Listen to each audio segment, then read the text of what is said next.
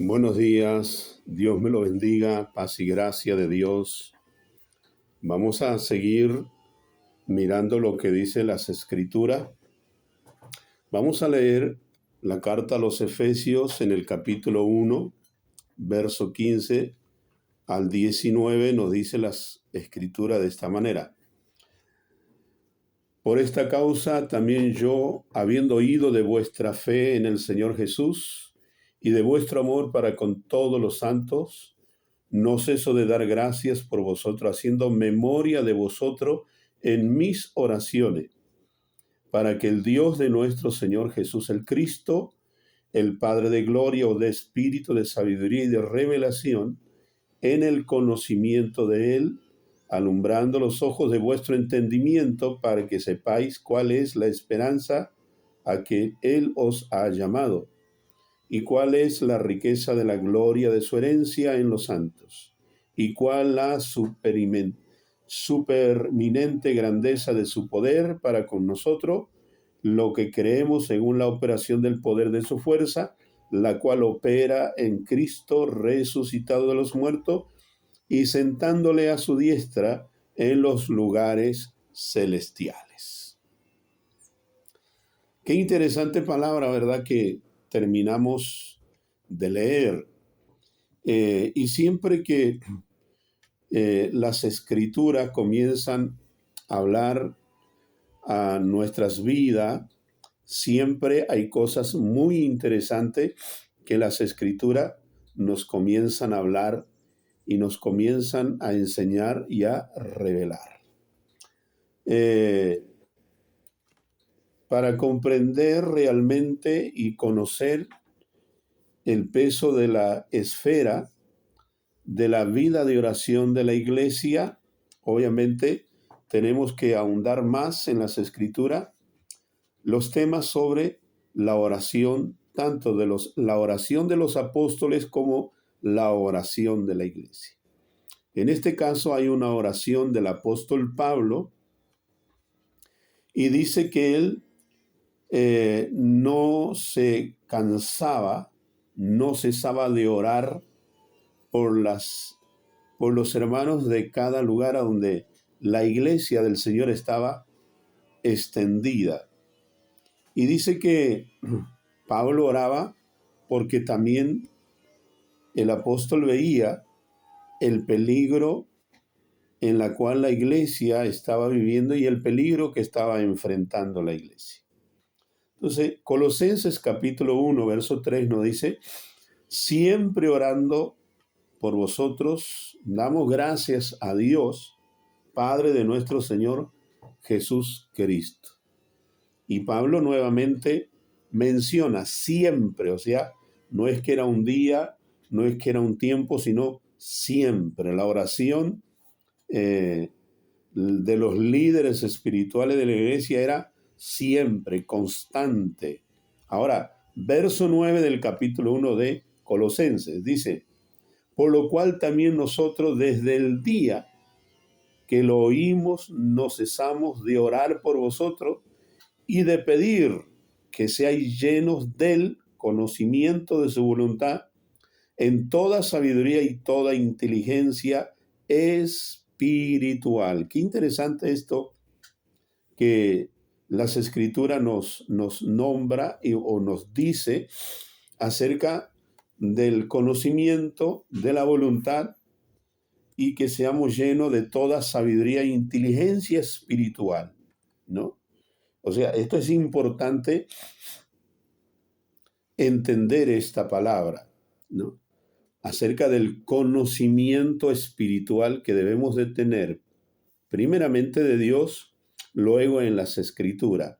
O sea, tanto las Escrituras como Dios nos revela el conocimiento acerca de Él, acerca de Dios. Aunque obviamente a Dios nunca lo vamos a terminar de conocer, pero sinceramente nosotros tenemos que tener un conocimiento acerca de Él, algunos más, algunos menos, algunos más profundos, otros menos profundos en el conocimiento de Dios y de la voluntad de Dios.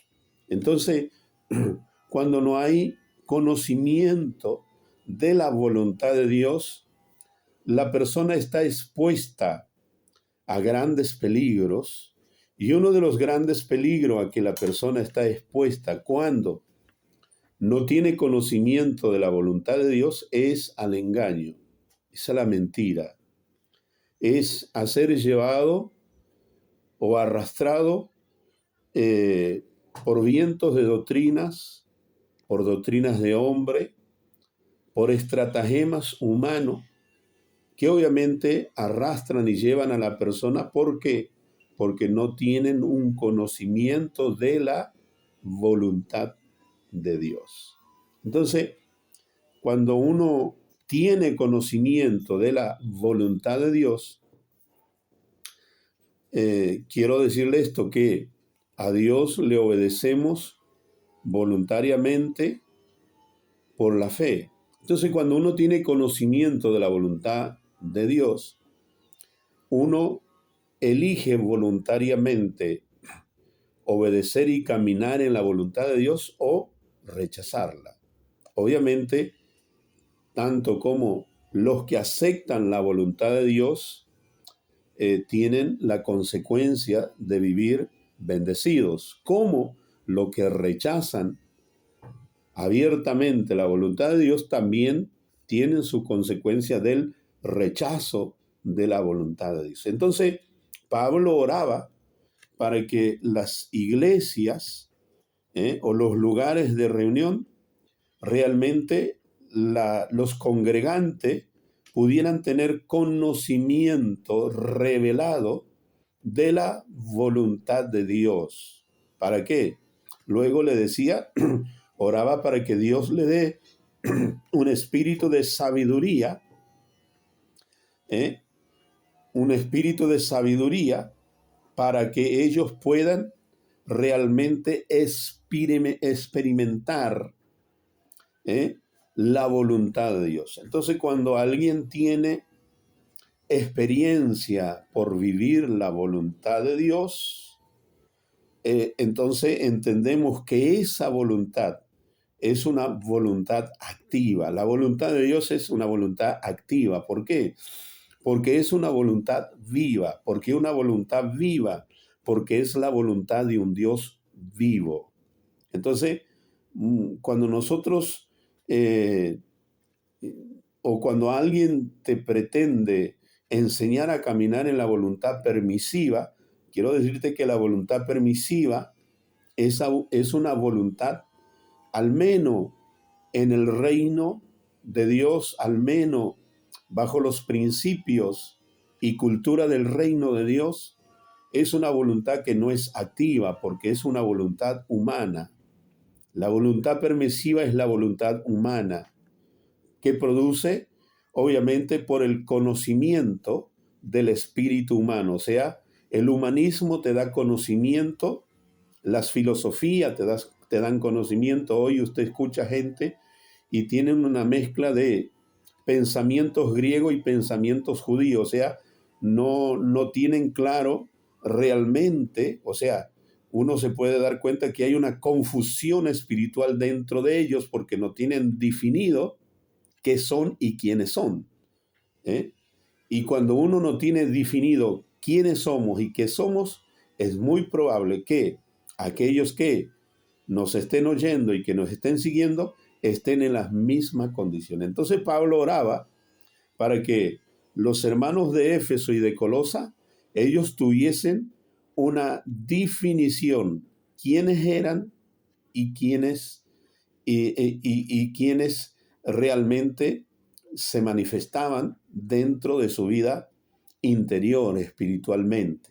Entonces, mis amados, qué bueno es que la sabiduría te traiga claridad, claridad de la voluntad de Dios, claridad del conocimiento de Dios y claridad del conocimiento escritural que viene por revelación del Espíritu acerca de las escrituras que Dios nos habla.